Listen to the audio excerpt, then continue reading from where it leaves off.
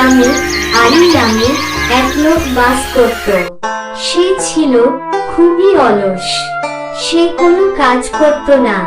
এভাবে তার সংসার অভাব ঘনিয়ে আসে। একদিন তার বউ বলল, হ্যাঁ গো, শুনছো, বলে কি এভাবে বসে থাকলে সংসার চলবে কি? বাচ্চাকে খাওয়াবো কি? হ্যাঁ গো গিন্নি, আমিও তো তাই ভাবছি, কিন্তু কি করব?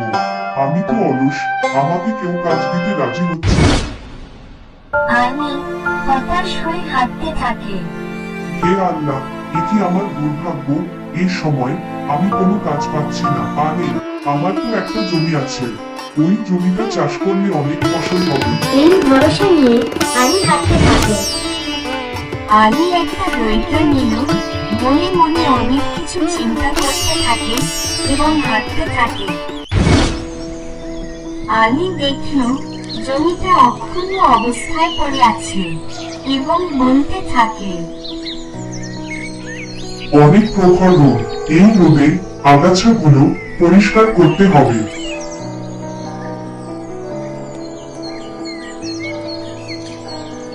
আলী বইটা দিয়ে জমিটা নিড়াতে থাকে। কাজ করতে করতে হঠাৎ দাঁড়িয়ে যায় আর বলতে থাকে, যাক, আগাছাগুলো দমন করা হলো।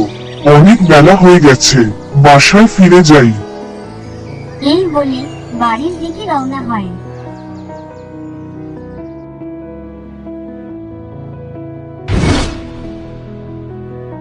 আলী হাঁটতে থাকে আর মনে মনে ভাবতে থাকে, উফ, রোদে পুড়ে গেলাম। যাই, এবার বাড়ি ফিরে যাই। ওইদিকে আমার বাচ্চারা না খেয়ে বসে আছে।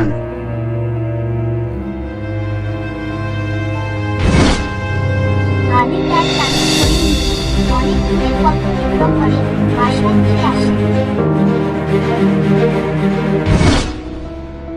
আলী বাড়ি এসে দেখলো ফাতেমা তার মেয়ে মুন্নিকে নিয়ে গবাদি পশু লালন পালন করছে। ওই তো গিন্নি, আমাকে খেতে দাও, আমার বড্ড খিদা লেগেছে। হ্যাঁ দিচ্ছি দিচ্ছি, যাও গিয়ে বসো, আমি তোমার জন্য খাবার আনছি। মা, আমারও বড্ড খিদা লেগেছে, আমিও বাবার সাথে গিয়ে বসি। তুইও তোর বাবার সাথে খেতে বস, আমিও তোর জন্য খাবার আনছি। এই বলে আলী গিন্নি ফাতেমা ঘরের ভেতরে যায় আলী ও তার মেয়ে মুন্নির জন্য খাবার আনতে।